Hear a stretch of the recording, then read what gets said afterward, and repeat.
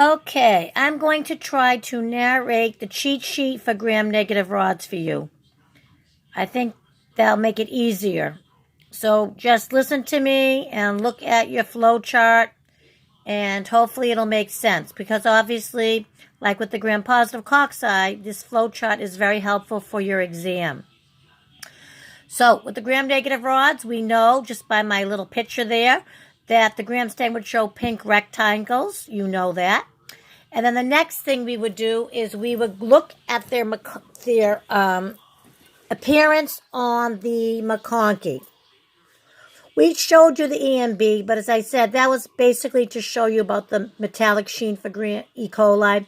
But most hospitals do use McConkey as the selective differential for gram-negative rods.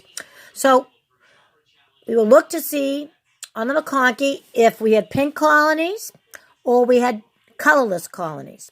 If they're pink, you know that means the gram-negative rod is a fermenter. If the colonies are colorless, that means they're a lactose non-fermenter. So, just like we did in Lab 6, if you have pink colonies, all you have to do for your rapid test is the indole reaction. So, you would do your indole. If you got indole positive, you would know you had E. coli, which you know is an enteric, is a member of the Enterobacteriaceae family. Remember, enteric's just a nickname, but you know as it's a member of the Enterobacteriaceae family. If your indole was negative, when you had pink colonies lactose fermenter, then you know it's not an E. coli, but it is still a member of the Enterobacteriaceae. Now, you might say to me, how do you know that? Well, don't forget, if you can ferment lactose, a polysaccharide, you know you can ferment glucose, the monosaccharide. So anything that's pink, lactose fermenter, also means it can ferment glucose. Monosaccharide, polysaccharide. So that's why we already know they're all Enterobacteriaceae. Now, the other side, we don't know that for sure. Because if they're non-lactose fermenters, they still could be fermenting glucose. We don't know by the McConkey. Or maybe they don't ferment glucose. So we would have to know, are they a member of the Enterobacteriaceae or are they not? So we know we have the handy-dandy little oxidase test. And as I told you, think of oxidase oxidizers. So if you have a positive oxidase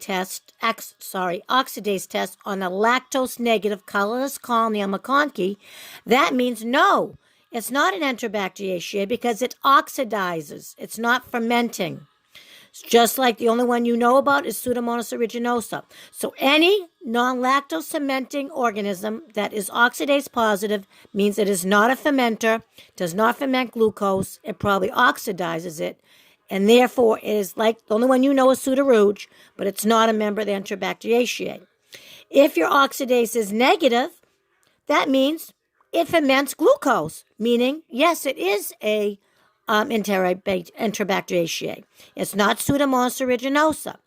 Now, we know the two non-lactose fermenting enterics we care about are Salmonella and Shigella. So those are the only ones I really had you be concerned about. So when you go further down on the chart, your oxidase is negative, which means, okay, it is an enteric. It's a non-lactose fermenter. The two I know about are Salmonella and Shigella. You could do the H2S. You could look at your TSI. You could look at your API for the H2S. If you're H2S positive, it could be an Enterobacteriaceae like Salmonella.